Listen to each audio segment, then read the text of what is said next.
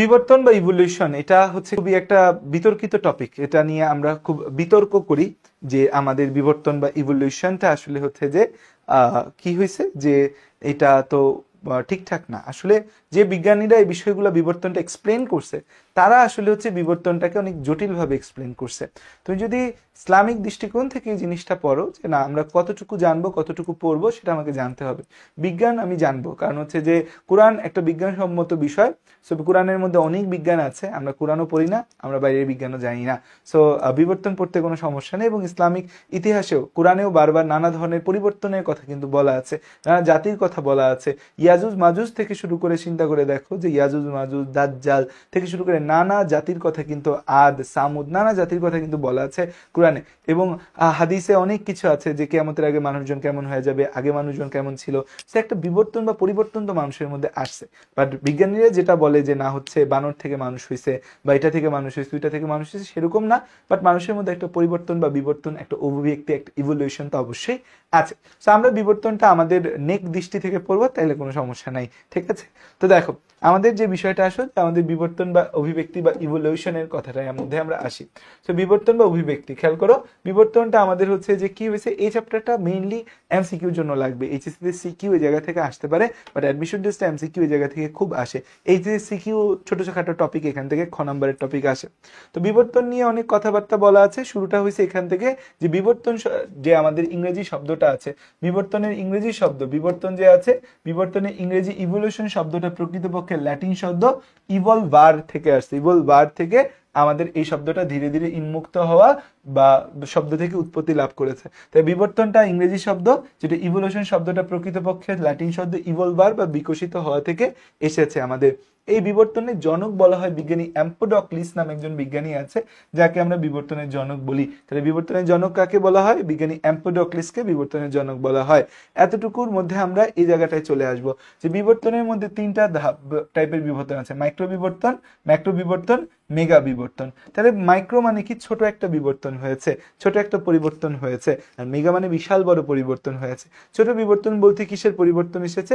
জাতের পরিবর্তন আসতে পারে, ভ্যারাইটি বা উপপ্রজাতি সৃষ্টি হতে পারে, বিভিন্ন জাত ও উপপ্রজাতি সৃষ্টি, বিভিন্ন জাত এবং উপপ্রজাতি সৃষ্টি, বিভিন্ন জাত এবং ভ্যারাইটি বা উপপ্রজাতি সৃষ্টি হতে পারে। ম্যাক্রো বিবর্তন বলতে আমরা বুঝি কি, যে আমাদের এখানে উপপ্রজাতির ধাপ অতিক্রম করে প্রজাতির মধ্যে প্রজাতি সৃষ্টির বিবর্তন, প্রজাতি সৃষ্টির যে বিবর্তন সেটাকে বলি হচ্ছে আমরা ম্যাক্রো বিবর্তন। আর মেগা বিবর্তনে হচ্ছে যে আমরা যে গোত্র, বর্গ, শ্রেণী এসব জায়গায় যখন পরিবর্তন চলে আসবে, গোত্রতে পরিবর্তন আসছে, বর্গতে পরিবর্তন আসছে, শ্রেণীতে পরিবর্তন চলে আসছে, ক্লাসের মধ্যে পরিবর্তন চলে আসছে, তখন সেটাকে আমরা বলি কি?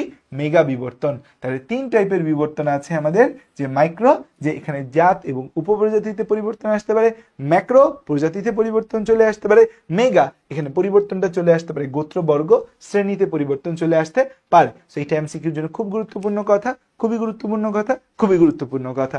এরপর দেখো যে আমাদের এই যে বিবর্তন, এই জায়গাটা 5 স্টার, এই জায়গাটা কি আমাদের? এই জায়গাটা 5 স্টার, এটা 5 স্টার, 555 স্টার। এখান থেকে হচ্ছে যে মেডিকেলে কিন্তু প্রশ্ন আসছে, এখান থেকে প্রশ্ন আসছে কোথায়? এখান থেকে প্রশ্ন আসছে মেডিকেল অ্যাডমিশন টেস্টে, এই জায়গা থেকে প্রশ্ন আসছে যে আমাদের বিবর্তনের ধরন, একটা হচ্ছে কি অভিসারী বিবর্তন, একটা হচ্ছে কি, খেয়াল করো আমি তোমাকে পুরো জিনিসটা বুঝাবো, একটা হচ্ছে কি অভিসারী বিবর্তন বা কনভার্জেন্ট ইভলিউশন, এটা অপসারী বিবর্তন ডাইভার্জেন্ট ইভলিউশন, সমান্তরাল বিবর্তন বা প্যারালাল ইভলিউশন। তাহলে এই তিন টাইপের বিবর্তন আমাদের জন্য খুব খুব গুরুত্বপূর্ণ, তিন টাইপের বিবর্তন খুব খুব গুরুত্বপূর্ণ। অভিসারী বিবর্তন, অভিসারী বিবর্তন বলতে কি বোঝায়? যে প্রাণীগুলা দূর সম্পর্কিত, প্রাণীগুলার মধ্যে সম্পর্ক খুব কম, ক্লোজ রিলেশন প্রাণীগুলার মধ্যে খুব কম, দূর সম্পর্কিত আমাদের প্রাণী গোষ্ঠী, দূর সম্পর্কিত, দূরের সম্পর্কের প্রাণী গোষ্ঠী, এই দূরের সম্পর্কিত প্রাণী গোষ্ঠী যখন একই পরিবেশে বসবাস করে, দূর সম্পর্কিত প্রাণী গোষ্ঠী একই পরিবেশে বাস করতেছে। ধরো প্রাণী গোষ্ঠীগুলোর মধ্যে সম্পর্ক নাই, ক্লোজ ক্যারেক্টার এদের মধ্যে নাই, ক্লোজ রিলেশন এদের মধ্যে নাই, এক একটা এক এক বৈশিষ্ট্যের, কিন্তু পরিবেশটা একই। তাহলে পরিবেশের একটা প্রভাব এদের মধ্যে আছে না? দূর সম্পর্কিত প্রাণী গোষ্ঠী একই পরিবেশে যখন থাকবে, দূর সম্পর্কিত প্রাণী গোষ্ঠী একই পরিবেশে যখন থাকবে, তখন ওই পরিবেশের কারণে তাদের মধ্যে কিন্তু একটা মিল আসা শুরু করবে। এইটাকে আমরা বলি হচ্ছে যে কি, এইটাকে আমরা বলি হচ্ছে যে এই পরিবেশে বাস করার অভিযোজনের কারণে যে সাদৃশ্যগত বৈশিষ্ট্য সৃষ্টি হবে, একই টাইপের বৈশিষ্ট্য সৃষ্টি হবে, এটাকে বলে অভিসারী বিবর্তন। অপসারী বিষয়টা জাস্ট উল্টা, দূর সম্পর্কের জায়গায় নিকট সম্পর্ক আসবে, একই পরিবেশের জায়গায় ভিন্ন পরিবেশে হবে। তাহলে খেয়াল করে দেখো যে আমাদের এই যে বিষয়টা যে দূর সম্পর্ক বিশিষ্ট প্রাণী, দূর সম্পর্ক বিশিষ্ট প্রাণী কোথায় থাকতেছে আমাদের একই পরিবেশে। তাহলে হচ্ছে যে আমাদের কি আসবে, ফলে আমাদের বৈশিষ্ট্যে সাদৃশ্য আসবে। বৈশিষ্ট্যে কি আসবে, বৈশিষ্ট্যে কি আসবে, বৈশিষ্ট্য হচ্ছে সাদৃশ্য আসবে। দূর সম্পর্ক বিশিষ্ট প্রাণী একই পরিবেশে থাকবে, তাহলে বৈশিষ্ট্যে কি আসবে, সাদৃশ্য আসবে। আবার আমাদের হচ্ছে যে নিকট সম্পর্ক বিশিষ্ট প্রাণী এরা থাকবে হচ্ছে আমাদের ভিন্ন পরিবেশে, তাহলে বৈশিষ্ট্যে কি আসবে, আমাদের বৈশিষ্ট্যে তখন আমাদের হচ্ছে অমিল চলে আসবে, বা এখানের ভাষায় বললে বৈসাদৃশ্য চলে আসবে। বৈশিষ্ট্যে কি চলে আসবে,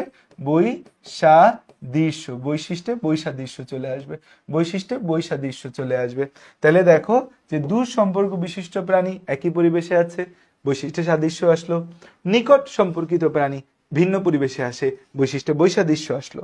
তাহলে একটাকে বলি হচ্ছে আমরা অভিসারী বিবর্তন, আরেকটাকে বলি অপসারী বিবর্তন। তাহলে এটাকে কি বলবো আমরা, এটাকে বলবো হচ্ছে আমরা অভিসারী বিবর্তন। এটাকে কি বলি আমরা, এটাকে বলি আমরা অভিসারী বিবর্তন। আর এটাকে কি বলি আমরা, এটাকে বলি হচ্ছে আমরা অপসারী বিবর্তন। একটাকে অভিসারী বিবর্তন, আরেকটাকে অপসারী বিবর্তন বলি। একটাকে কি বলি, অভিসারী বিবর্তন, আরেকটাকে কি বলি, অপসারী বিবর্তন। তাহলে খেয়াল করে দেখো এখানে কি বলা আছে, এখানে বলা আছে দূর সম্পর্কের প্রাণী, আর এটা নিকট সম্পর্কের প্রাণী। এটা হচ্ছে একই পরিবেশে, আর এটা ভিন্ন পরিবেশে। দেখো এটা যদি আমরা একটু ডায়াগ্রামেটিক্যালি বোঝার চেষ্টা করি, অভিসারী আর অপসারী দুইটা কথা বলতে আমরা কি বুঝি, যখন বিভিন্ন জায়গা থেকে আসা আলোক রশ্মি একই বিন্দুতে মিলে। আমার ফিজিক্সের নলেজ কম, আমাকে একটু বলে দিও, নলেজ কম না পড়াইতে ভুলে গেছি, যে আমাদের একই পরিবেশ এবং হচ্ছে যে এখানে আমাদের দুঃসম্পর্কিত প্রাণী, যে হচ্ছে প্রাণী 1, প্রাণী 2, এদের মধ্যে সম্পর্ক নাই, প্রাণী 3। তাহলে ভিন্ন ভিন্ন বৈশিষ্ট্যের প্রাণী একটা নির্দিষ্ট পরিবেশে বা বিন্দুতে এসে মিলছে, তখন এটাকে আমরা অভিসারী বলি না, যে তখন আমরা জিনিসটাকে কি বলি, অভিসারী বলি না, অভিসারী বিবর্তন। তখন সেটাকে কি বলা হয়, অভিসারী বিবর্তন বলা হয়। আবার আমাদের হচ্ছে যে নিকট সম্পর্কিত প্রাণী ভিন্ন ভিন্ন পরিবেশে আছে, আমাদের যে একটা বিন্দু থেকে যখন এরকম বিভিন্ন দিকে যায়, তখন সেটাকে কি বলি আমরা, অপসারী বলি না। বিভিন্ন আলোকরশ্মি যখন একটা বিন্দুতে মিলিত হয়, অভিসারী। আর একটা বিন্দু থেকে যখন আলোকরশ্মি বিভিন্ন দিকে যায়, তখন তাকে বলি আমরা অপসারী, তাই তো, অপসারী বলি। তো এখানে আমাদের কি বলছে, যে এখানে আমাদের হচ্ছে যে একই প্রাণী, তাহলে একই প্রাণী আমাদের কি করলো, একই প্রাণী বা একই বৈশিষ্ট্যের প্রাণী ভিন্ন ভিন্ন পরিবেশে আমাদের হলো, পরিবেশ 1, পরিবেশ 2, এখানে হচ্ছে পরিবেশ 3। তখন সেটাকে তাদের মধ্যে যে চেঞ্জটা আসবে, তখন তাকে আমরা অপসারী বিবর্তন বলবো। তাহলে একটা হচ্ছে অভিসারী বিবর্তন, আর একটা কি আমাদের অপসারী বিবর্তন। এতটুকু জায়গা কি আমরা মনে রাখতে পারছি, এতটুকু জায়গা কি আমরা বুঝছি, আমাকে একটু জানাও এতটুকু জায়গা আমরা কি মনে রাখতে পারছি কিনা, এতটুকু জায়গা আমরা বুঝছি কিনা।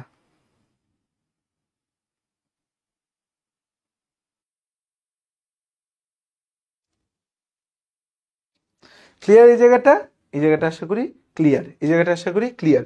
অভিসারী আর অপসারী বিবর্তন একদম ছবি এঁকে সুন্দর করে কিন্তু হচ্ছে মিলাই দিছি।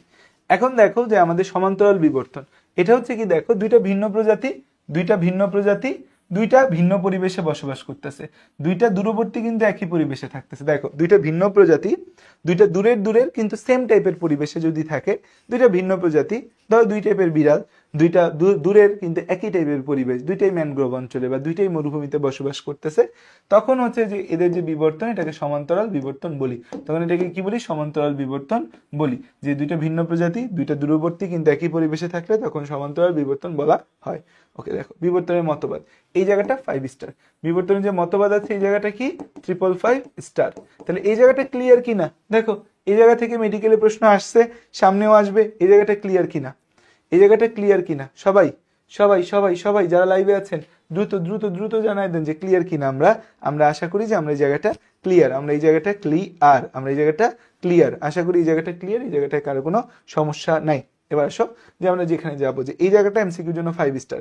যে কে কোন মতবাদ দিছে? অর্জিত বৈশিষ্ট্যের উত্তরাধিকার মতবাদ, যে অর্জিত বৈশিষ্ট্য বংশ পরম্পরায় উত্তরাধিকার সূত্রে যেতে থাকবে, এই মতবাদটি দিছে ল্যামার্কিজম বা ল্যামার্ক। তাহলে অর্জিত বৈশিষ্ট্য উত্তরাধিকার মতবাদ কে দিছে? অর্জিত বৈশিষ্ট্য উত্তরাধিকার মতবাদ কে দিছে? ল্যামার্কিজম বা ল্যামার্ক এই মতবাদটা দিছে আমাদের। দ্বিতীয় মতবাদটা হচ্ছে প্রাকৃতিক নির্বাচন মতবাদ, বিজ্ঞানী ডারউইন এই মতবাদটা দিয়েছে বা এটাকে ডারউইনিজম বলি। আধুনিক সংশ্লেষ মতবাদ বা মডার্ন সিনথেসিস থিওরি বা নিউ ডারউইনিজম, আধুনিক সংশ্লেষণ মতবাদ বা এর একটা নাম নিউ ডারউইনিজম, এটা দিছে হচ্ছে নব্য ডারউইনিজম। এটা কে দিছে? এইটা আমাদের দিছে বিজ্ঞানী ওয়াইজম্যান। এটা কে দিছে? আমাদের বিজ্ঞানী ওয়াইজম্যান দিছে। ওয়াইজম্যান বইয়ের মধ্যে লিখে রাখো, কে দিয়েছে? বিজ্ঞানী ওয়াইজম্যান দিয়েছে। কে দিয়েছে? বিজ্ঞানী ওয়াইজম্যান দিয়েছে। ওকে, তারপর হচ্ছে যে আমাদের এই ওয়াইজম্যানই হচ্ছে জার্ম প্লাজম মতবাদ দিয়েছে। এটাকে বলে আগস্ট ওয়াইজম্যানের জার্ম প্লাজম সোমাটোপ্লাজম থিওরি। এই ওয়াইজম্যানই আধুনিক সংশ্লেষ মতবাদ বা নব্য ডারউইনিজম বাদও দিয়েছে, আবার জার্ম প্লাজম সোমাটোপ্লাজম থিওরিও দিয়েছে। আরেকটা মতবাদ হচ্ছে mutation theory of Hugo de Vries. Hugo de ভ্রিসের পরিব্যক্তি মতবাদ দিয়েছে কে? Hugo de Vries. পরিব্যক্তি মতবাদ কে দিছে? হিউগো ডে ভ্রিস পরিব্যক্তির মতবাদ দিয়েছে বা মিউটেশন থিওরি দিয়েছে আমাদের। আচ্ছা, এখন আসো যে আমরা দেখি যে ল্যামার্কিজমের অর্জিত বৈশিষ্ট্য উত্তরাধিকার মতবাদ, তার কথা ছিল যে বাবা যে বৈশিষ্ট্যটা অর্জন করবে তা তার সন্তানকে দিয়ে যাবে। কোন বৈশিষ্ট্য? যেমন আমি ডক্টর, আমার সন্তান অটোমেটিক ডক্টর হবে। আমি হচ্ছে যে সোর, আমার সন্তান অটোমেটিক সোর হবে। এরকম হচ্ছে যে কথা উনি বলে গেছে, কিন্তু ওনার কথা আসলে সত্য প্রমাণিত হয়নি, মিথ্যা প্রমাণিত হয়েছে। কিন্তু সবার আগে উনি এই মতবাদটা দিয়েছিলেন। দেখো এই বংশগতি নিয়ে মতবাদটা বা এই বিবর্তন নিয়ে একটা মতবাদ উনি দিয়েছিলেন। তার পুরা নাম যা বাপিস পিয়েরে অ্যান্টেনাই দা মনেট শেফালিয়ার দা ল্যামার্ক। মানে এটা তার নাম না তার গ্রামের নাম, এটা কে জানে। পুরা হচ্ছে যে বিশাল একটা নাম দিছে। এবং মজার বিষয় হচ্ছে তিনি বায়োলজি শব্দের প্রবর্তক। এই যে আমরা বায়োলজি পড়তেছি, এই বায়োলজি শব্দের প্রবর্তক ল্যামার্ক। প্রাণী জগৎকে মেরুদণ্ডী এবং অমেরুদণ্ডী এই দুইটা ভাগে ভাগ করেন। তাহলে বায়োলজি শব্দের প্রবর্তক কে? ল্যামার্ক। প্রাণী জগৎকে দুইটা ভাগে ভাগ করে কে? এই মেরুদণ্ডী অমেরুদণ্ডী ল্যামার্ক সাহেব। ল্যামার্ক কি হচ্ছে যে আমাদের বিবর্তনের প্রথম মতবাদ দিয়েছে। তার মতবাদের নাম অর্জিত বৈশিষ্ট্যের উত্তরাধিকার মতবাদ। তার মতবাদের প্রথম সূত্র হচ্ছে বৃদ্ধি, যে আমাদের কি হবে? যে অঙ্গ যত বেশি ব্যবহার হবে সেটা তত বেশি বাড়বে, যেটা ব্যবহার হবে না সেটা বাড়বে না। পরিবেশের প্রভাব, পরিবেশের প্রভাব ও জীবের সক্রিয় প্রচেষ্টা ও আঙ্গিক পরিবর্তন। পরিবেশের উপর পরিবেশের একটা প্রভাব আছে, যেই প্রভাবের কারণে জীবের মধ্যে আমাদের হচ্ছে একটা আঙ্গিক পরিবর্তন ঘটে। পরিবেশের প্রভাব আছে জীবের আঙ্গিক পরিবর্তন ঘটানোর ক্ষেত্রে। যেমন জিরাফ আগে এভাবে থাকতো, জিরাফটা আস্তে আস্তে এরকম হয়ে গেছে। যে কেন? যে আগে গাছ নাকি নিচু ছিল, তারপর গাছ উঁচু হয়ে গেছে, এই জন্য জিরাফের গলা বড় হয়ে গেছে। ঠিক আছে, ব্যবহার এবং অব্যবহার, যে ব্যবহার করলে অঙ্গ বাড়বে, ব্যবহার না করলে অঙ্গ কমবে, এই কথাটা বলে সে মারা খেয়ে গেছে। যে অর্জিত বৈশিষ্ট্যের উত্তরাধিকার মতবাদ, যে প্রতিটি জীবের জীবন দশায় অর্জিত সকল বৈশিষ্ট্য ভবিষ্যৎ বংশধরে চলে যাবে। তো একজন বডি বিল্ডার, তার সন্তান বডি বিল্ডার হবে।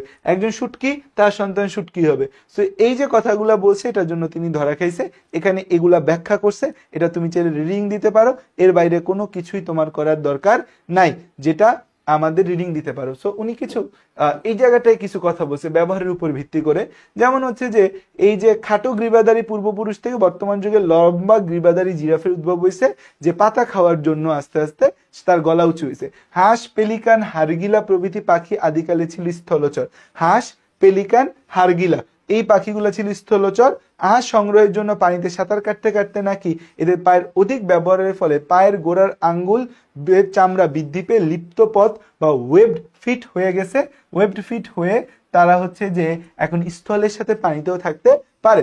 উট পাখির পূর্বপুরুষরা আগে উঠতে পারতো, কিন্তু ওদের ডানা দুইটা অব্যবহারের ফলে আস্তে আস্তে সেটা নিষ্ক্রিয় অঙ্গে পরিণত উঠতে পারে না। মানুষের পূর্বপুরুষের নাকি লেজ ছিল, ওই যে বিজ্ঞানীদের যে কথা আমরা নাকি আগে বানর ছিলাম, এই যে বলদরা বলে যে আমাদের নাকি আগে লেজ ছিল, এইটা ক্রমাগত অব্যবহারের কারণে কক্সিস রূপান্তরিত হয়েছে, যে আমাদের কক্সিস এখন আমাদের আর ব্যবহার হয় না। এই যে এই থিওরি যে বানর থেকে নাকি মানুষ এসে, সো এই যে ফালতু থিওরি, এই থিওরি কিন্তু আলটিমেটলি হচ্ছে যে আর কাজে লাগে নাই। অর্জিত বৈশির উত্তরাধিকার কথাটা বলে যে সবচেয়ে মারা খাইছে, এবং তার ল্যামার্কিজম নিয়ে অনেক সমালোচনা হয়েছে, যে দেখা যায় যে অনেকে ল্যামার্কিজম ঠিক করতে চাইছে, অনেকে বাদ দিয়ে দিছে। সবচেয়ে বড় যে সমালোচনা করছে সেটা হচ্ছে আগস্ট বাইসম্যান। সে কি করছে, সে 22 প্রজন্ম 22টা জেনারেশনে ইঁদুর নিয়ে গবেষণা করছে। প্রতিবার ইঁদুর হওয়ার পর তার লেজ কাইটা দিত, প্রতিবার ইঁদুর হওয়ার পর তার লেজ কাইটা দিত, কাইটা দিয়ে দেখতো যে সন্তান যেটা হচ্ছে সেটা লেজ কাটা ইঁদুর হয় কিনা। কিন্তু 22টা জেনারেশন পর্যন্ত সে লেজ কাটা ইঁদুর নিয়ে পরীক্ষা করছে, কিন্তু কোনো লেজ কাটা ইঁদুর জন্মায় নাই। তারপর সে ল্যামার্ককে বলে যে ল্যামার্ক ফালতু, ল্যামার্ক ফাও কথা কইছে, ল্যামার্ক আজব কথা কইছে, ল্যামার্ক পচা কথা কইছে। এরপর সে ল্যামার্কিজমের কি করা শুরু করে, ল্যামার্কিজমের শুধু সমালোচনা, তীব্র সমালোচনা সে শুরু করে। পেইন নামে একজন বিজ্ঞানী আছে, সে ড্রসোফিলা মাছি নিয়ে পরীক্ষা করে। 75টা প্রজন্ম ধরে ড্রসোফিলা মাছিরে অন্ধকার ঘরে বড় করছে। বড় করার পর দেখছে যে অন্ধকারে থাকতে থাকতে এটার কি চোখ অন্ধ হয়ে যায় কিনা, দেখা গেছে এদের চোখ অন্ধ হয়ে যায় নাই। তারপর হচ্ছে ভারতীয় উপমহাদেশে প্রতিটা মহিলা কি করে, কান ফুটায় নাক ফুটায়। দেখবা যে কানে নাকে হচ্ছে যে কানে পরে দুল, নাকে পরে হচ্ছে নথ।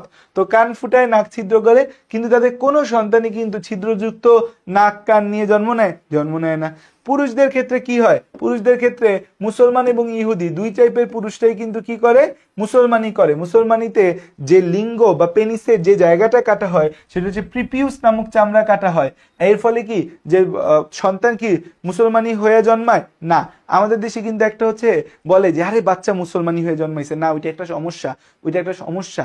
বাচ্চা মুসলমানি হয়ে যদি জন্মায়, ফাইমোসিস, প্যারামাইমোসিস আরো কিছু রোগ দেখা যায়। মুসলমানি হয়ে জন্মায় বলে যে বাংলাদেশে একটা গুজব আছে, মুসলমানি হয়ে কিন্তু কোনো বাচ্চা জন্মায় না। তাহলে হচ্ছে যে এই কথাগুলা দিয়ে তারা বলছে ল্যামার্কিজমের মতবাদটা পানিতে ফালায় দেওয়ার মতো।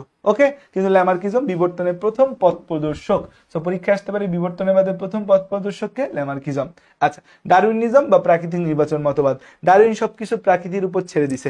ডারউইনরে বহুত গালাগাল করলেও ডারউইনের একটা কথা আমার কাছে সবসময় ভালো লাগে, the survival of the fittest.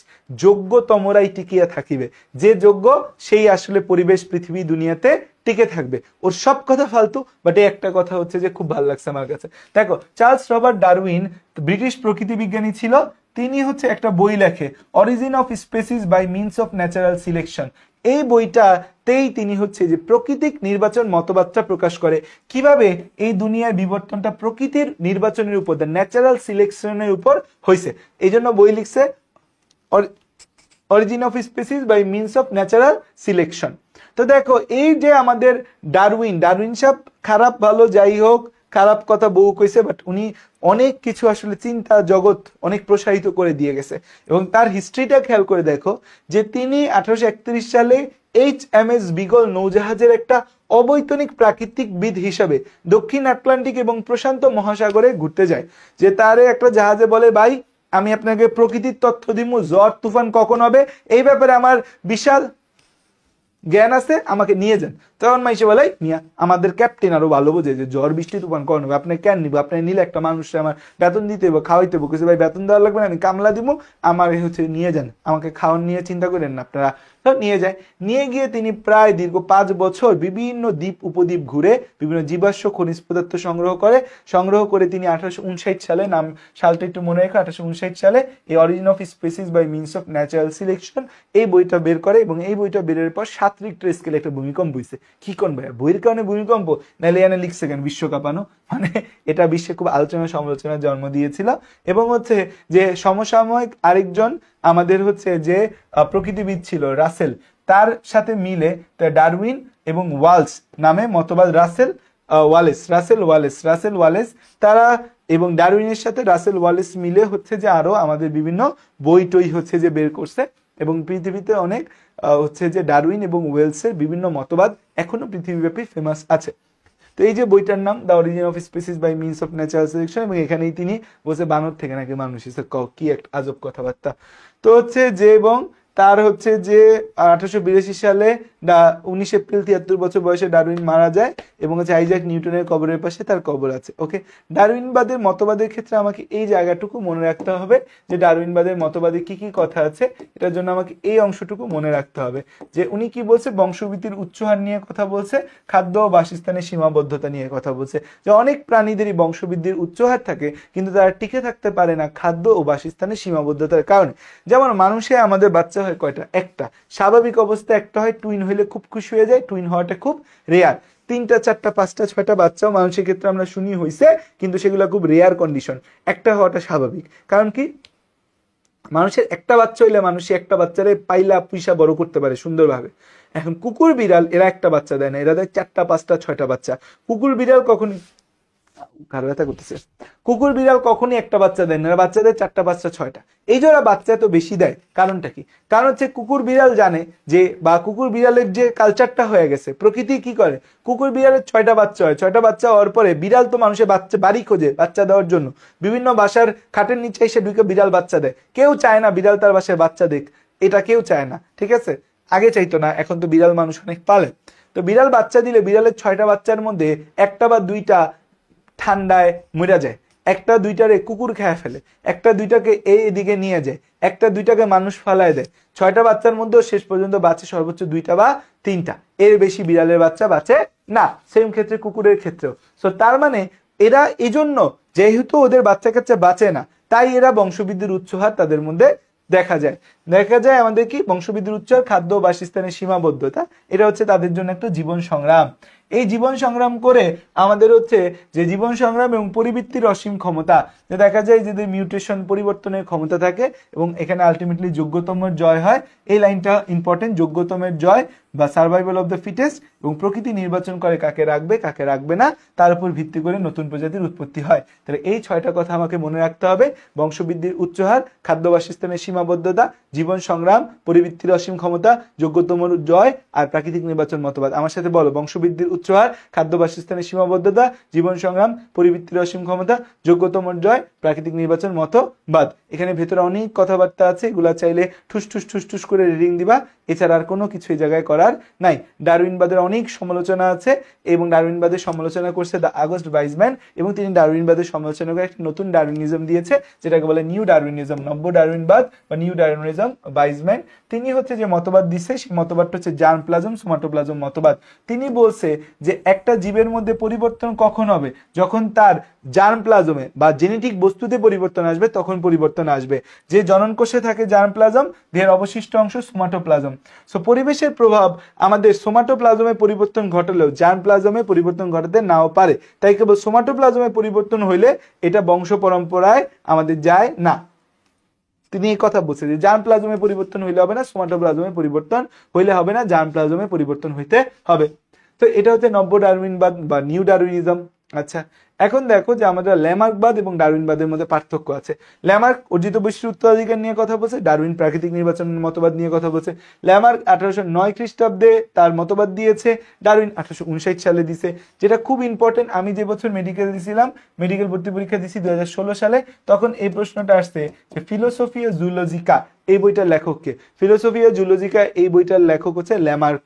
আর হচ্ছে আমাদের ডারউইন হচ্ছে origin of species by means of natural selection, এই বইয়ের লেখককে ডারউইন। তাহলে দেখো যে ফিলোসফিয়া জুলজিকা এই বইয়ের লেখককে ল্যামার্ক, আর origin of species by means of natural selection এই বইয়ের লেখককে ডারউইন। আমাদের এই কথাটুকু আমাদের মনে রাখতে হবে শুধু, আর কিছু এখানে লাগবে না। বিবর্তনের সাপেক্ষে মতবাদ, হৃৎপিণ্ডের প্রকোষ্ঠ। সো হৃৎপিণ্ডের প্রকোষ্ঠের মধ্যে আমরা দেখি যে আমাদের হচ্ছে মাছের হৃৎপিণ্ডের প্রকোষ্ঠ কয়টা? মাছের হৃৎপিণ্ডের প্রকোষ্ঠ 2টা। উভচর প্রাণী হৃৎপিণ্ডের প্রকোষ্ঠ কয়টা? উভচর হৃৎপিণ্ডের প্রকোষ্ঠ 3টা।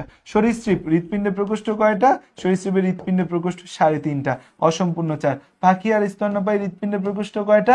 4টা। সরীসৃপ কিন্তু হৃৎপিণ্ড 4 প্রকোষ্ঠ বিশিষ্ট কার? কুমির। সরীসৃপ কিন্তু হৃৎপিণ্ড 4 প্রকোষ্ঠ বিশিষ্ট কার? কুমির। মেরুদণ্ড প্রাণীর মস্তিষ্ক দেখো, মস্তিষ্কের মধ্যে কি হয়েছে? মস্তিষ্কটা আস্তে আস্তে অনুন্নত ছিল, সেখান থেকে আস্তে আস্তে উন্নত হয়েছে। আমাদের সবচেয়ে উন্নত এবং জটিল মস্তিষ্ক দেখা যায়, যেটা থেকে পরীক্ষার মধ্যে প্রশ্ন আসবে। এইচএসসি তে আমাদের হচ্ছে যে medical admission test medical admission test বা ভার্সিটি অ্যাডমিশন টেস্ট, প্লাস হচ্ছে এইচএসসি তে আমাদের খ আকারে যে প্রশ্নটা আসবে সেটা হচ্ছে সমবৃত্তীয় অঙ্গ, সমসংস্থ অঙ্গ। Very very very very important. সমসংস্থ অঙ্গ আরেকটা হচ্ছে সমবৃত্তীয় অঙ্গ। সমসংস্থ অঙ্গ মানে কি? সমসংস্থ অঙ্গ মানে কি? সমসংস্থ অঙ্গ ইংরেজিতে হচ্ছে হোমোলোগাস অর্গান। যেসব অঙ্গের উৎপত্তি ও অভ্যন্তরীণ গঠন এক, উৎপত্তি এবং অভ্যন্তরীণ গঠন এক, তাদেরকে বলি হচ্ছে আমরা সমসংস্থ অঙ্গ। উৎপত্তি অভ্যন্তরীণ গঠন এক কিন্তু কাজ ভিন্ন। উৎপত্তি এক, গঠনগত উৎপত্তি এবং গঠনগত ভিত্তি এক কিন্তু কাজ ভিন্ন, তাদের সমসংস্থ অঙ্গ বলা হয়। যেমন দেখো যে মানুষের হাত রেডিয়াস, আলনা, কার্পাল, মেটাকার্পাল যেভাবে আছে, বিড়াল, গরু, ভেড়া, ছাগল, কুকুর সবার সামনের পা সেম ভাবে আছে। তিমির ফ্লিপার, তিমির দুই পাশে যে ফ্লিপার সেম ভাবে থাকে, বাদুড়ের ডানা সেম ভাবে থাকে। এদের গঠন এবং উৎপত্তি সেম কিন্তু কাজ ভিন্ন। মানুষের হাত দিয়ে মানুষ কোনো কিছু ধরে, বিড়ালের সামনের পা দিয়ে বিড়াল হাঁটে। তিমির ফ্লিপার দিয়ে কি হয়? তিমির ফ্লিপার দিয়ে তিমি সাঁতার কাটে। বাদুড়ের ডানা দিয়ে বাদুড় ওড়ে। তার মানে হচ্ছে গঠন এক, কাজ ভিন্ন।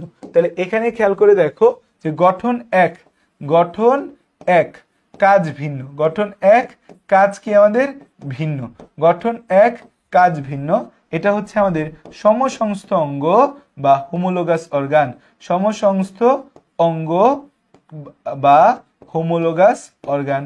Homologous organ, homologous organ.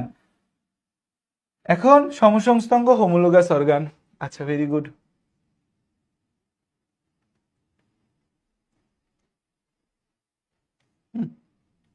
আর সমবৃত্তীয় অঙ্গ, সমবৃত্তীয় অঙ্গ খেয়াল করে দেখো, কাজ এক, গঠন ভিন্ন। বৃত্ত, সমবৃত্তীয় অঙ্গ বা ইংরেজিতে বলি হচ্ছে analogous organ. Analogous organ, analogous organ, যে গঠনগত দিক থেকে আলাদা কিন্তু কাজ এক, তাদের বলি সমবৃত্তীয় অঙ্গ। যেমন পাখির ডানা, বাদুড়ের ডানা, পতঙ্গের ডানা সব তো উঠতে সাহায্য করে কিন্তু গঠন কি সেম? গঠন সেম না। তাই এরা হচ্ছে যে আমাদের সমবৃত্তীয় অঙ্গ, সমবৃত্তীয় অঙ্গ। আর সমসংস্থ অঙ্গ কি? কাজ এক, কাজ ভিন্ন, গঠন এক, উৎপত্তি এক, সমসংস্থ অঙ্গ। আর হচ্ছে যে আমাদের হচ্ছে এই কাজের দিক থেকে কাজটা আমাদের হচ্ছে ভিন্ন। কাজটা কি আমাদের? কাজটা হচ্ছে এক, গঠন ভিন্ন, সম। তাহলে কাজ এক, গঠন ভিন্ন, সে কি? সমবৃত্তীয় অঙ্গ। আর গঠন এক, গঠন এক, কাজ ভিন্ন, সমসংস্থ অঙ্গ। ভুল যেন না হয় এই দুইটার মধ্যে। ঠিক আছে? দেখো, নিষ্ক্রিয় অঙ্গসমূহ ভেস্টিজিয়াল অর্গান। যে অঙ্গগুলা আগে গুরুত্বপূর্ণ ছিল এখন গুরুত্বহীন, যে অঙ্গগুলো আগে কাজে লাগতো এখন কাজে লাগে না, তাকে বলি আমরা নিষ্ক্রিয় অঙ্গ বা ভেস্টিজিয়াল অর্গান। কারা কারা? লোম। মানুষের গায়ের লোম একটা নিষ্ক্রিয় অঙ্গ। কখনো কখনো হঠাৎ করে লোমশ শিশুর ভূমিষ্ঠ হওয়ার খবর পাওয়া যায়। এতে অনেকের ধারণা যে মানুষ এখন তার পূর্বপুরুষের বৈশিষ্ট্য ধরে রেখেছে, যে আমাদের যে লোম আছে এই লোমগুলা আমাদের কোনো কামেই লাগে না, নিষ্ক্রিয় অঙ্গ। শুধু একমাত্র জায়গায় লোম কাজে লাগে, সেটা হচ্ছে নাকের লোম। উপপল্লব বা নিকটেটিং মেমব্রেন, চোখে দেখা যায়, চোখের ভেতরের দিকে। এই যে আমাদের এখানে চোখের দুই ভেতরের দিকে এখানে লাল একটা ভাঁজ দেখা যায়, এটা হচ্ছে যে আমাদের নিষ্ক্রিয় ভাঁজ হিসেবে কাজ করে। এটাকে বলি হচ্ছে যে আমরা উপপল্লব। কিন্তু ব্যাঙ, পাখি প্রভৃতি প্রাণীতে এই তৃতীয় চোখের পাতার রূপে সুগঠিত কার্যকর থাকে। আমাদের এই উপপল্লব বা নিকটেটিং মেমব্রেন এটা আমাদের কোনো কাজে লাগে না, কিন্তু ব্যাঙ, পাখিতে কিন্তু এটা চোখের পাতা দুইটা আছে, এটা তৃতীয় চোখের পাতা হিসেবে কাজ করে। আক্কেল দাঁত, আমাদের যে আক্কেল দাঁত আছে, আরেকটা হচ্ছে যে আক্কেল দাঁত প্লাস হচ্ছে কর্তন দাঁত, কর্তন ছেদন, ক্যানাইন, ক্যানাইন দাঁত। আক্কেল দাঁত প্লাস হচ্ছে আমাদের ক্যানাইন দাঁত, আক্কেল দাঁত প্লাস হচ্ছে ক্যানাইন দাঁত, এই দুইটা হচ্ছে আমাদের হচ্ছে নিষ্ক্রিয় রূপে থাকে। তারপর হচ্ছে যে আমাদের এখানে কি আছে? কানের পেশি। আমাদের কানে পেশি থাকে, সেই কানের পেশিটা আমাদের হচ্ছে যে সুগঠিত কার্যকর, কিন্তু আমরা কান নাড়াইতে পারি না। অনেক প্রাণী আছে কান নাড়াইতে পারে, যেমন গরু, এরা কিন্তু কান নাড়াইতে পারে। কয়দিন পর কোরবানিতে আসতেছে দেখবা গরু এভাবে কান নাড়াতে পারে। পুচ্ছাস্থি বা কক্কিস, পুচ্ছাস্থি বা কক্কিস, দেখা যায় বানর, শিম্পাঞ্জি, গরু ইত্যাদির স্তন্যপায়ী লেজ আছে, মানুষের লেজ নাই, কারণ মানুষের কক্কিস নাকি হচ্ছে কি হয়ে গেছে? লুপ্ত প্রায় হয়ে গেছে। মজার বিষয়, লেজ সহ কিন্তু বাচ্চা জন্ম নিছে পর্যন্ত দুনিয়াতে কয়েকটা বাচ্চা লেজ সহ জন্ম হয়েছে। অ্যাপেন্ডিক্স, অ্যাপেন্ডিক্স আগে হচ্ছে যে আমাদের হচ্ছে যে এই অ্যাপেন্ডিক্সটা সুগঠিত ছিল, এখন আমাদের অ্যাপেন্ডিক্স সুগঠিত না, এখন আমাদের অ্যাপেন্ডিক্স কোনো কাজে লাগে না। গিনিপিগ, খরগোশ ইত্যাদি তৃণভোজী প্রাণীতে অ্যাপেন্ডিক্স এখনো সুগঠিত রয়েছে। কিন্তু মানুষ সহ বিভিন্ন স্তন্যপায়ী প্রাণীদের বিলুপ্তপ্রায় এবং অকার্যকর হয়ে গেছে, বিলুপ্তপ্রায় এবং অকার্যকর হয়ে গেছে। আচ্ছা, ভ্রূণতাত্ত্বিক প্রমাণ। ভ্রূণতাত্ত্বিক প্রমাণ দেখো যে ভ্রূণ অবস্থায় সবাই দেখতে সেম, আস্তে আস্তে তাদের মধ্যে ভিন্নতা আসছে। যেমন এইটা কার ভ্রূণ, ধরো এইটা কার ভ্রূণ আর এটা কার ভ্রূণ দেখে বোঝা যায়? এইটা আর এটা দেখে বোঝা যায় না, কিন্তু ভ্রূণ অবস্থায় প্রত্যেকে কিন্তু আমাদের সেম। কিন্তু এইটা হচ্ছে যে আমাদের এটা থেকে তৈরি হইলো কি, আমাদের এটা থেকে তৈরি হলো মুরগি, আর এইটা থেকে তৈরি হবে হচ্ছে কি আমাদের মানুষ। তার মানে হচ্ছে কিন্তু ভ্রূণতাত্ত্বিক অবস্থায় সবার মধ্যে একটা সেম মিল ছিল। এই ভ্রূণতাত্ত্বিক প্রমাণ দিছে কার্ল বন বেয়ার। তো কার্ল বন বেয়ার তিনি হচ্ছে যে বলছে, কার্ল বন বেয়ার ইনি হচ্ছে ভ্রূণতাত্ত্বিক প্রমাণ দেয়, তাহলে ভ্রূণের সাদৃশ্য খুঁজে বের করে যে ভ্রূণ অবস্থায় একটা জীব তার আদি ইতিহাস সংক্ষিপ্ত আকারে প্রকাশ করে। তো কার্ল বন বেয়ার তিনি হচ্ছে ভ্রূণতাত্ত্বিক প্রমাণ দিয়েছে, কার্ল বন বেয়ার ভ্রূণতাত্ত্বিক প্রমাণ দিয়েছে। আর্নেস্ট হেকেল, হেকেল সাহেব হচ্ছে একটা মতবাদ দিছে, বিজ্ঞানী আর্নেস্ট হেকেল, হেকেল সাহেব একটা মতবাদ দিয়েছে, সেটাকে বলা হয় পুনরাবৃত্তি মতবাদ বা রিক্যাপিচুলেশন থিওরি। যে পুনরাবৃত্তি মতবাদ বা রিক্যাপিচুলেশন থিওরি বা ব্যক্তিজনী জাতিজনীর পুনরাবৃত্তি করে, অন্টোজেনি রিক্যাপিচুলেটস ফাইলোজেনি, মানে একটা জীবের ভ্রূণের পরিস্ফুটনকালে তার পূর্বপুরুষের ক্রমবিকাশের ঘটনাবলী থাকে, যে একটা ভ্রূণের যে বিকাশ হয়, বিকাশের সময় তার পূর্বপুরুষের সাথে মিলগুলা বা সাদৃশ্যগুলা খুঁজে পাওয়া যায়। এটাকে বলছে পুনরাবৃত্তি মতবাদ বা রিক্যাপিচুলেশন থিওরি। ব্যক্তিজনী জাতিজনীর পুনরাবৃত্তি করে, ব্যক্তিজনী জাতিজনীর পুনরাবৃত্তি করে বা রিক্যাপিচুলেশন থিওরি, এটাকে দিছে আর্নেস্ট হেকেল সাহেব দিছে। জীবাশ্ম বা ফসিল। ফসিল ফসিল মানে হচ্ছে মাটির নিচে কোনো একটা অতীতের জীবের অংশ বশেষ বা ছাপ যাই পাওয়া যাবে সেগুলো নিয়ে গবেষণা করা, সেগুলোকে বলা হয় ফসিল। আর ফসিল নিয়ে গবেষণা, এই যে দেখো, পৃথিবীর ভূত্বকে প্রাকৃতিক উপায়ে সংরক্ষিত প্রাগৈতিহাসিক জীবের দেহ বা দেহাবশেষ বা দেহের যে কোনো অংশ, চিহ্ন বা সাক্ষ্যকে জীবাশ্ম বা ফসিল বলা হয়। এই যে জীবাশ্ম বা ফসিল নিয়ে পড়াশোনা, এইটা পরীক্ষার মধ্যে আসবে, এটাকে কি বলা হয়? প্যালিওন্টোলজি বা জীবাশ্মবিদ্যা। এই জীবাশ্ম নিয়ে গবেষণা করে বিজ্ঞানীরা কিন্তু অনেক কিছু আবিষ্কার করে ফেলছে। দুনিয়াতে অনেক কিছু আবিষ্কার হয়েছে কি নিয়ে গবেষণা করে? জীবাশ্ম নিয়ে গবেষণা করে আবিষ্কার হয়েছে। এখনো দেখবা শুনবা এই জীবাশ্ম পাওয়া গেছে, ওই জীবাশ্ম পাওয়া গেছে। যেমন ঘোড়ার বিবর্তন, ঘোড়ার বিবর্তনের ক্ষেত্রে খেয়াল করে দেখো, ঘোড়া নিয়ে কথা আছে যে দুনিয়াতে সবচেয়ে আদি ঘোড়া হচ্ছে ইহো হিপ্পাস, আর বর্তমানে যে ঘোড়াগুলা পাওয়া যায় সেগুলো হচ্ছে প্লিও হিপ্পাস বা আরেকটা হচ্ছে যে আমাদের ইকুয়াস। বর্তমানে যে ঘোড়াগুলা পাই আমরা সেগুলো হচ্ছে ইকুয়াস, ইকুয়াস। আধুনিক ঘোড়া, পরীক্ষায় একটা এমসিকিউ মনে রাখতে পারো, আধুনিক ঘোড়া ইকুয়াস, আধুনিক ঘোড়া কি? ইকুয়াস, আধুনিক ঘোড়া কি? ইকুয়াস।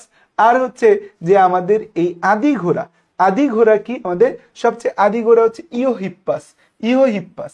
সো বিভিন্ন জায়গায় ঘোড়ার ফসিল নিয়ে গবেষণা করে আমরা এগুলা বের করছি। সংযোগকারী যোগসূত্র বা কানেক্টিং লিঙ্ক, এইটা হচ্ছে পরীক্ষার জন্য 5 স্টার।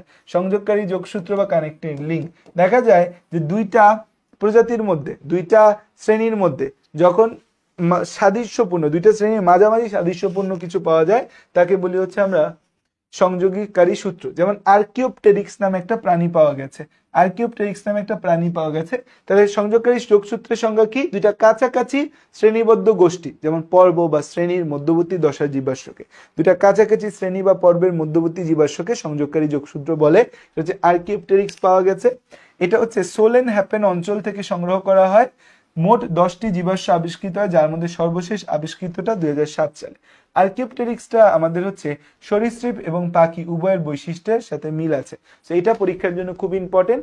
সরীসৃপ এবং পাখি উভয়ের সাথে মিল সম্পন্ন জীব কি? আর্কিওপটেরিক্স। সরীসৃপ এবং পাখি উভয়ের মধ্যে মিল সম্পন্ন জীব কি? আর্কিওপটেরিক্স। উভয়ের মধ্যে মিল সম্পন্ন জীব কি? আর্কিওপটেরিক্স। সরীসৃপ এবং পাখি উভয়ের মধ্যে মিল সম্পন্ন জীব কি? আর্কিওপটেরিক্স। সরীসৃপ এবং পাখি উভয়ের মধ্যে মিল সম্পন্ন জীব কি? আর্কিওপটেরিক্স। এখন এই আর্কিওপটেরিক্সের কি কি সরীসৃপীয় বৈশিষ্ট্য আছে, আর্কিওপটেরিক্সের কি কি পাখির বৈশিষ্ট্য আছে, এটা আমাকে জানতে হবে। সরীসৃপের বৈশিষ্ট্য হচ্ছে সরীসৃপের বডিতে কিন্তু শুষ্ক আইস থাকে। দেখা যায় এদের দেহ সরীসৃপের মতো লম্বা, বাহু শুষ্ক আইস যুক্ত, 20টা কশেরুকা যুক্ত এর লেজ আছে। এর হচ্ছে দেহ কঙ্কাল পুরু নিরেট হাড় দিয়ে গঠিত। পরীক্ষার মধ্যে এই সরীসৃপীয় বৈশিষ্ট্য ক্ষতে, তারপর হচ্ছে যে আমাদের পাখির বৈশিষ্ট্য ক্ষতে বা এই পুরো সংযোগকারী যোগসূত্রটা এইচএসসি পরীক্ষার গতে আসতে পারে। আর মেডিকেলের জন্য এটা কিসে আসতে পারে? ট্রু ফলস আকারে এই জায়গা থেকে আসতে পারে, যে নিচের কোনটা সরীসৃপীয় বৈশিষ্ট্য, নিচের কোনটা পাখির বৈশিষ্ট্য। তাই দেখো আর্কিওপ্টেরিক্সের সরীসৃপীয় বৈশিষ্ট্যের মধ্যে খেয়াল করো কি বলছে, দেহ সরীসৃপের মতো। দেহ কিসের মতো? দেহ সরীসৃপের মতো। দেহ কিসের মতো? দেহ সরীসৃপের মতো। এখানে কি বলছে?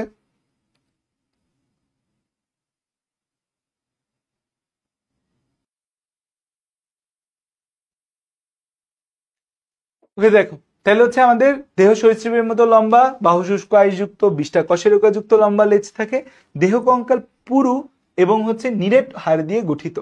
এদের হচ্ছে যে আমাদের অগ্রপদে 3টা করে নখরযুক্ত আঙ্গুল আছে, অগ্রপদে 3টা করে নখরযুক্ত আঙ্গুল আছে। এদের মস্তিষ্কের গঠনটা সরল, সেরিব্রাল হেমিস্ফিয়ার নলাকৃতি। এগুলো সব সরীসৃপীয় বৈশিষ্ট্য। তারপর হচ্ছে পাখির বৈশিষ্ট্য কি? পাখির বৈশিষ্ট্য এর মধ্যে পালক আছে, এদের হাড়ের সংস্থাপন গুলা পাখির মতো, হাড়গুলা যুক্ত আছে একটা একটার সাথে পাখির মতো। এই যে পাখিতে যেমন হচ্ছে চঞ্চু থাকে, এদের ঠিক তেমনি কি আছে? চঞ্চু আছে, চঞ্চু আছে। সেই চঞ্চুতে আবার দাঁত আছে। চঞ্চুতে কি আছে? দাঁত আছে। চঞ্চুতে কি আছে? দাঁত আছে। এই যে দেখো, তীক্ষ্ণ ও ধারালো 2 সারি দাঁত থাকে। নর্মালি পাখির চঞ্চুতে দাঁত থাকে না, বাট এদের চঞ্চুতে দাঁত আছে। যেটা আমাদের জানতে হবে যে আমাদের এরা পাখির মতো সমষ্ণ শোণিত, অর্থাৎ দেহের তাপমাত্রা পরিবেশের তাপমাত্রার সাথে ওঠানামা করে না। এটা কিন্তু পাখি এবং আমরা সরীসৃপ যারা আমরা যারা স্তন্যপায়ী তাদের বৈশিষ্ট্য। সরীসৃপের দেহের তাপমাত্রা কিন্তু পরিবেশের সাথে ওঠানামা করে। তো হচ্ছে যে আমাদের এই যে আমাদের হচ্ছে যে দেখতে পাইলাম সমষ্ণ শোণিত, দেহের তাপমাত্রা পরিবেশের সাথে ওঠানামা করে না। তারপর হচ্ছে এদের 2টা ক্ল্যাভিকলের অস্থি মিলে ভি আকৃতির একটা ফার্কুলা গঠন করে। এই ফার্কুলাটাও পাখির মধ্যে দেখা যায়। মাথার খুলিতে অক্সিপিটাল কন্ডাইল যুক্ত, মাথার খুলি একটি অক্সিপিটাল কন্ডাইল যুক্ত। অক্সিপিটাল আমাদের পিছনে দিয়ে যেমন অক্সিপিটাল বোন আছে, আমাদের এটার নাম ফ্রন্টাল, দুই পাশে প্যারাইটাল, এদিকে টেম্পোরাল, পেছনে অক্সিপিটাল। আমাদের খুলিতে যেমন অক্সিপিটাল থাকে, পাখির খুলিতে অক্সিপিটাল থাকে, এদের খুলিতে অক্সিপিটাল পাওয়া যায়। তাহলে এখানে 6টা বৈশিষ্ট্য, এটা 6টা বৈশিষ্ট্য। একদম সুন্দর করে আমরা এটা মাথায় ঢুকায় ফেলবো, মুখস্থ করব। তাহলে এখানে কি দেখতে পাচ্ছি? এরা হচ্ছে যে দেহ সরীসৃপের মতো লম্বা, আইযুক্ত, লম্বা কশেরুকাযুক্ত লেজ আছে, দেহ কঙ্কাল পুরু, নিট অস্থিযুক্ত, অগ্রপদে 3টা করে নখরযুক্ত আঙ্গুল আছে। এই যে দেখো আঙ্গুল দেখাচ্ছে, 1টা 2টা 3টা নখরযুক্ত আঙ্গুল আছে। মস্তিষ্কের গঠন সরল ও সেরিব্রাল হেমিস্ফিয়ার নলাকৃতির। এখানে পালক আছে, হাড়ের সংস্থাপন পাখির মতো, চোয়াল চঞ্চু মতো হয় এবং চঞ্চুতে দাঁত আছে আমাদের। তারপর হচ্ছে 2টা ক্লাভিকল মূলে ভি আকৃতির ফার্কুলা গঠন করে। মাথার খুলি একটি অক্সিপিটাল কন্ডাইল থাকে। সমষ্ণ শোণিত, অর্থাৎ দেহের তাপমাত্রা পরিবেশের সাথে ওঠানামা করে না। তো নিম্নতর সরীসৃপ থেকে পাখির উৎপত্তি হয়েছে, এটা আর্কিওপ্টেরিক্স বোঝায়। বিজ্ঞানী হাক্সলে বলছে পাখি হলো মহামান্বিত সরীসৃপ, যে বার্ড আর গ্লোরিফাইড রেপটিলিয়া। সেই জায়গাটা খুব ভালো করে আমাদেরকে জানতে হবে। এমসিকিউ সিকিউ পরীক্ষার জন্য 5 স্টার। এইচএসসি তে পরীক্ষায় কিছু আসুক না আসুক, বিবর্তন থেকে এই আর্কিওপ্টেরিক্স আসবেই। আর্কিওপ্টেরিক্স কি হবে? আসবেই। আচ্ছা আসো, দেখো আমাদের নেক্সট কথা হচ্ছে পাখিদের বিবর্তনিক পথ। তাই সরীসৃপ, আর্কিওপ্টেরিক্স, পাখি। জীবাশ্ম, জীবাশ্ম নিয়ে এই জায়গাটা নতুন বই অ্যাড করছে যে অনাইকোফোরা পর্বের প্রধানত নিউজিল্যান্ডের বেশিরভাগ বনাঞ্চলে প্রাপ্ত পেরিপেটাস, মলাস্কা পর্বের প্রাণী নওলিটাস, তাহলে একটা হচ্ছে পেরিপেটাস, নাউটিলাস, আর্থ্রোপোডার পর্বের প্রাণী লিমুলাস, তারপর অস্থিযুক্ত সামুদ্রিক প্রাণী ল্যাটিমেরিয়া, সরীসৃপের মধ্যে স্পেনেডন, অস্ট্রেলিয়ায় প্রাপ্ত হচ্ছে অর্নিথোরাইকনাস, যেটা হচ্ছে হংসচঞ্চু প্লাটিপাস, অর্নিথোরাইকনাস, এটা হচ্ছে কি আমাদের হংসচঞ্চু প্লাটিপাস। দেখো পেরিপেটাস এর মধ্যে, এই যে পেরিপেটাস যে আমরা বলতেছি, পেরিপেটাসটা হচ্ছে অ্যানিলিডা এবং আর্থ্রোপোডার সংযোগকারী সূত্র হচ্ছে পেরিপেটাস। পেরিপেটাস হচ্ছে অ্যানিলিডা এবং আর্থ্রোপোডার আমাদের সংযোগকারী সূত্র। এই যে অর্নিথোরাইকনাস যেটা প্লাটিপাস, এই প্লাটিপাসের কিছু বৈশিষ্ট্য সরীসৃপের মতো, কিছু বৈশিষ্ট্য স্তন্যপায়ীর মতো। অর্নিথোরাইকাস এর কিছু বৈশিষ্ট্য সরীসৃপের মতো, যেমন ডিম পারে, রেচন জননতন্ত্র। আবার কিছু বৈশিষ্ট্য হচ্ছে স্তন্যপায়ীর মতো, স্তনগ্রন্থি, লোম থাকা। অর্থাৎ পেরিপেটাস দ্বারা আমরা অ্যানিলিডা থেকে, পেরিপেটাসটা এটা গেল কথা আমাদের, এটা একটা গেল অর্নিথোরাইকাস মানে প্লাটিপাস, সরীসৃপ এবং কার বৈশিষ্ট্য এর মধ্যে? সরীসৃপ এবং স্তন্যপায়ীর বৈশিষ্ট্য। পেরিপেটাসের মধ্যে অ্যানিলিডা আর আর্থ্রোপোডার বৈশিষ্ট্য। তাই পেরিপেটাস দ্বারা আমরা অ্যানিলিডা থেকে আর্থ্রোপোডা, আর অর্নিথোরাইকাস দ্বারা সরীসৃপ থেকে স্তন্যপায়ীর উদ্ভব হয়েছে, এটার আমরা প্রমাণ পাই। তো তাহলে এই পেরিপেটাস একটা কানেক্টিং লিঙ্ক, অর্নিথোরাইকাস একটা কানেক্টিং লিঙ্ক। তারপর এখানে আমরা আরো কিছু জীবাশ্ম, জীবন্ত জীবাশ্ম পাইলাম যারা আদিকালে ছিল, এখন ওই জীবগুলা নাই কিন্তু এরা বেঁচে আছে। পেরিপেটাস, নাউটিলাস, লিমুলাস, ল্যাটিমেরিয়া, স্পেনেডন, অর্নিথোরাইনকাস। এই নামগুলো আমাদের জীবন্ত জীবাশ্ম হিসাবে মনে রাখতে হবে। এই যে ছবি দেওয়া আছে, এই ছবিগুলো দেখবো। এটা দেখতে তো সান্ডা সান্ডা লাগতেছে, তাই না? স্ফেনোডন, সান্ডা সান্ডা। দেখো এখন আমাদের লাস্ট টপিক আজকে, যে এই ছকটা আমাদের পড়তে হবে। এই ছকের মধ্যে কি কি আছে? এই ছকের মধ্যে, এই ছকটা আমার বইয়ে খুব সুন্দর করে দেওয়া আছে, হিরো বইয়ে এই ছকটা খুব সুন্দর করে দেওয়া আছে। আমাদের হিরো বই দেখাইলে তো আবার মাঝে মাঝে তোমরা রাগ করো, যে হিরো বইয়ে এই জিনিসটা এত সুন্দর করে দেওয়া আছে যে এই জিনিসটার জন্য আসলে আর কিছু লাগে না। হিরো বইয়ের মধ্যে এটা আমরা এত সুন্দর করে হচ্ছে যে এটা দেখাইছি। তো জিনতত্ত্ব বিবর্তনের ক্ষেত্রে পিডিএফ আসে না কেন?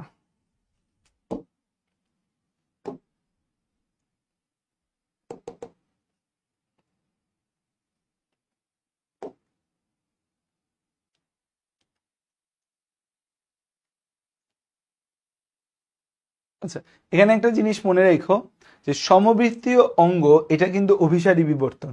দেখো, সমবৃত্তীয় অঙ্গ এটা অভিসারী বিবর্তন, আর সমসংস্থ অঙ্গ এটা কিন্তু অপসারী বিবর্তন। কারণ কি?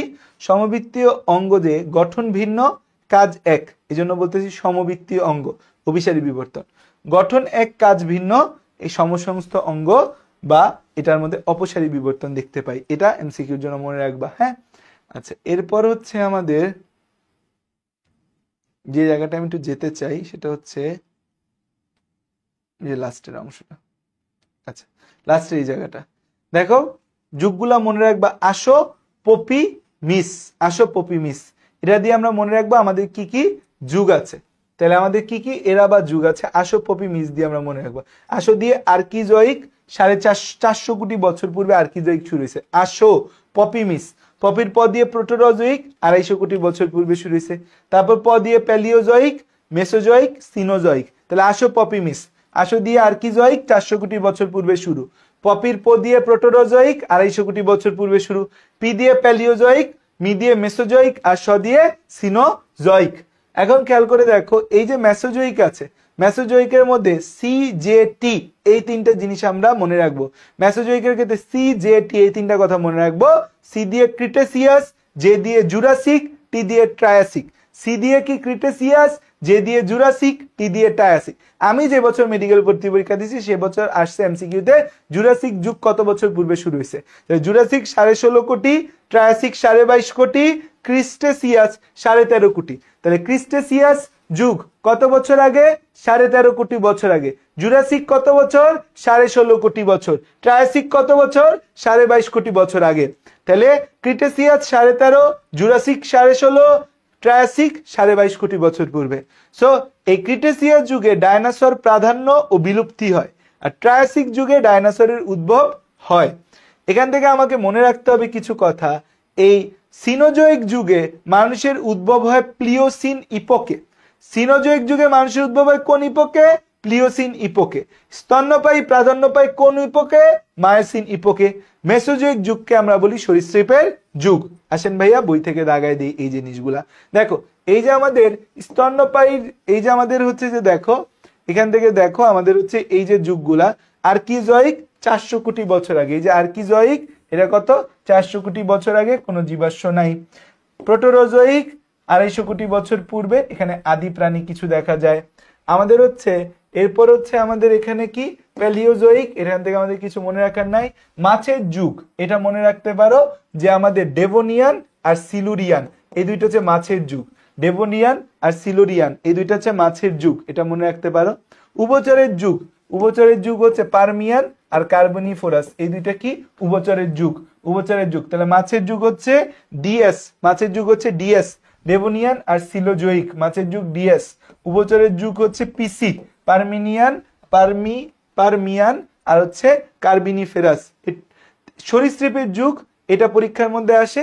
এই যে মেসোজয়িক যুগ, ক্রিটেসিয়াস, জুরাসিক, ট্রায়াসিক, পুরাটা মিলে কার যুগ? সরীসৃপের যুগ। এটা মেডিকেল অ্যাডমিশন টেস্টে আসছে একবার, এবং বলে দিছি ডাইনোসরের উদ্ভব ট্রায়াসিকে, ডাইনোসরের প্রাধান্য বিলুপ্তি ক্রিটেসিয়াসে। ঠিক আছে, তারপর স্তন্যপায়ীর যুগ। স্তন্যপায়ীর যুগ বললে আমাদের তিনটা, অলিগোসিন, ইওসিন, প্যালিওসিন, এই তিনটা মিলে স্তন্যপায়ীর যুগ। তোমাকে আমি মনে রাখতে বলছি একটা কথা, সেটা হচ্ছে আমাদের কোন মানুষের উদ্ভব হয়েছে কোথায়? প্লিওসিন ইপোকে মানুষের উদ্ভব হয়েছে 2 কোটি বছর আগে মানুষের উদ্ভব হয়েছে বলতেছে বিজ্ঞানীরা। তাহলে এই কয়টা লাইন তোমাকে মনে রাখতে হবে, এমসিকিউতে এই জায়গা থেকে প্রশ্ন আসে আসে আসে, সেই কয়টা কথা আমরা মনে রাখবো, এই কয়টা কথা মনে রাখবো। শ্রেণীবিন্যাসগত প্রমাণ, তারপরে আর কোনো কথা আমাদের এখানে আলফ্রেড রাসেল ওয়ালেসের ভৌগোলিক প্রমাণ, এটা তিনি পৃথিবীকে 6টা অঞ্চলে ভাগ করছে। বিজ্ঞানী আলফ্রেড রাসেল ওয়ালেস পৃথিবীকে 6টা অঞ্চলে ভাগ করছে। বোটানি পড়তে গেলে আমরা কিছু অঞ্চল পাই, ওরিয়েন্টাল অঞ্চল, প্যালিওজোইক অঞ্চল, নানা অঞ্চল পাই। তো আমাদের এই চ্যাপ্টার শেষ। এতটুকু বিষয় মনে রাখলে আমাদের হয়ে যাবে। বিবর্তন থেকে যতটুকু পড়ায় দিছি এতটুকু জাস্ট ঠান্ডা মাথায় যদি ঢুকাইতে পারো, ঠান্ডা নট ঠান্ডা মাথায়, ঠান্ডা মাথায় যদি মাথায় ঢুকাইতে পারো, মাথায় একদম হচ্ছে হিট, পরীক্ষায় তুমি সুপার ডুপার এক্সিলেন্ট ফ্যান্টাস্টিক করে ফেলবে, ঠিক আছে? So it took HSC admission test. কারণ ফার্স্ট টাইমার যারা আছো এই ক্লাসটা আমি 30 ডে বায়োলজিতেও দিব। সো ফার্স্ট টাইমার যারা আছো এইচএসসির জন্য, সেকেন্ড টাইমার যারা আছো অ্যাডমিশন টেস্টের জন্য, মোর দ্যান এনাফ এতটুকু, ঠিক আছে? সো আশা করি জিনতত্ত্ব বিবর্তন থেকে মেডিকেলে আসা প্রশ্ন তোমার একটাও মিস যাবে না, এইচএসসি আসা প্রশ্ন তোমার মিস যাবে না। থ্যাংক ইউ, আসসালামু আলাইকুম, আল্লাহ হাফেজ, ভালো থাকো, সুস্থ থাকো, দেখা হবে নেক্সট ক্লাসে।